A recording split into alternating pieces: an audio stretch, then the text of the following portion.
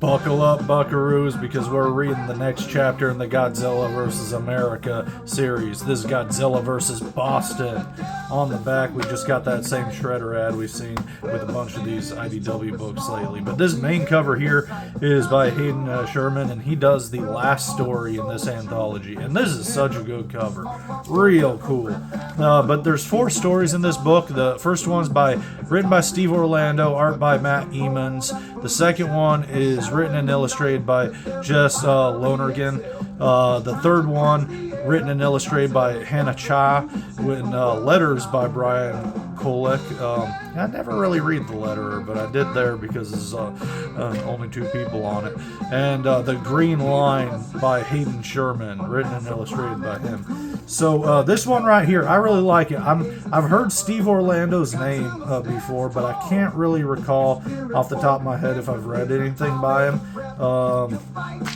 But I enjoyed this short story. It was real good. This old man's in the bar. They're telling, tall tale fish stories, and he tells about meeting Godzilla out in the waters. And when as he's telling the story, Godzilla attacks, and so we get this great bit here of Godzilla rampaging through the city, and it just looks so good.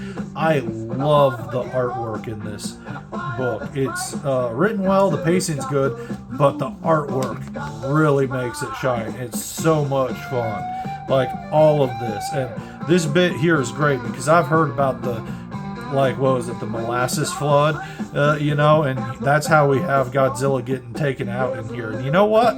I could totally buy it. That is ridiculous and absolutely silly and fun, but I could totally see that actually working to stop a kaiju, and it just being historically accurate for the place. That's just a whole lot of fun. I like this story a lot.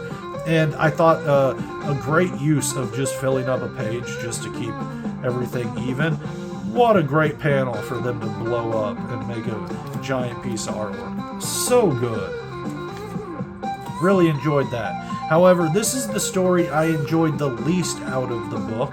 It's clever what it's doing, but it's work.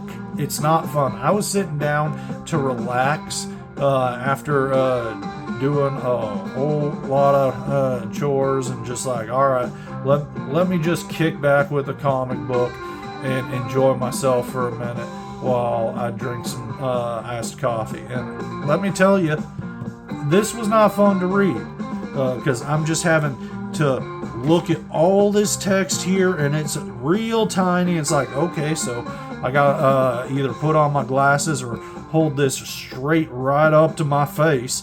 Friggin' ridiculous. And just all these little numbers, number matched to the text.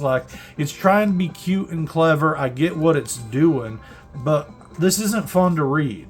So we got to follow all the little dots and all the little text numbers. This is this thing, this is that. And some of them actually tell something real, and some of them are kind of jokey and just ha ha ha ha. And it's no, I'm not here for it. The artwork is great. I love the artwork, so no knock on any of that. It looks cool. I'm not having fun with the story in it and with all the work. Just integrate this text into the book like normal. Don't do this. This is not fun. It's not. You're not as cute and clever as you think you are. Also, I'm just gonna say, you should have just used Ebra, But I get it, lobster. This one right here, Make Way for Mothra. The first story is the best true comic book story, but this is the best story in the book, just as far as this is beautiful. This could have been drawn and extended out into a full book. This would make a fantastic children's book if you just doubled the page count and put it in a little hardcover. I would buy that. I know so many parents and aunts and uncles that would buy this. It is just so much fun. It's very cute. and it's all about Godzilla, and he's found a Mothra egg, and he's bringing it to Boston. And it's just a cute, fun story with whimsical art. And again, like, I think I appreciate this more as well because it's sandwiched between really good stuff. The first story in this book and the last story are fantastic and fun. The one right before this, I didn't enjoy, as I said before, just because it felt like work. This is the exact opposite. It's like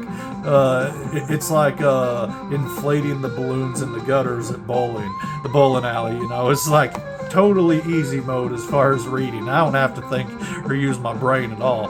This is perfect for a child, but it's a very enjoyable break in between two good action comics, I think.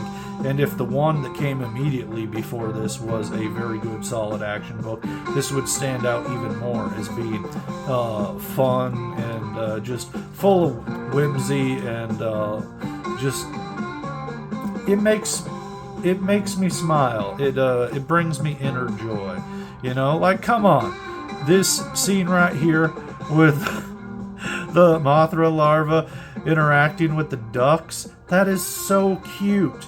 So cute. And yeah, the artwork's a little bit rough, like you see the people running here.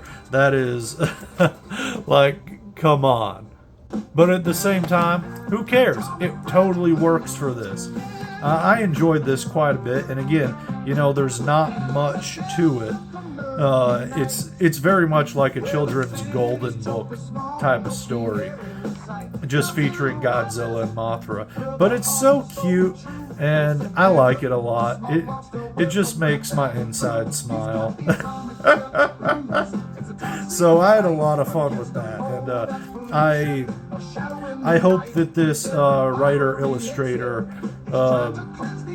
goes the route of doing some sort of kids books, or already has, because that's perfect for it. That's just a whole lot of fun. This one right here, pretty darn cool. I'll say, you know, there's a bit about it, you know, that is a little bit silly. You know, I might be regional. I don't get, like, I'm assuming the green line, that's what they call their public transit system here, because it's got the green stripe, and that works well for Godzilla, who's always had a kind of association with green, just because they colored him green in the American poster for that original film. But I enjoyed it. There's not a whole lot to the story, but it's real fun. We don't know why they're doing what they're doing, but they're trying to distract Godzilla and bring him to a certain location. We don't know what that location is, but when we find out, it is so much fun. And I really like the way that this guy is just able to do pacing, like the quick amount of time of everything going on and happening, but you're able to follow everything really quickly, and you feel the momentum of the time and it just running down. And when Godzilla just smashes right here, that reminded me of like a James Stocco page, you know, just like all the rubble crumbling and everything. And so I dug that. But then we get this bit here with little baby Godzilla has been captured. What do you call him? Do you call him Minya, or do you call him baby?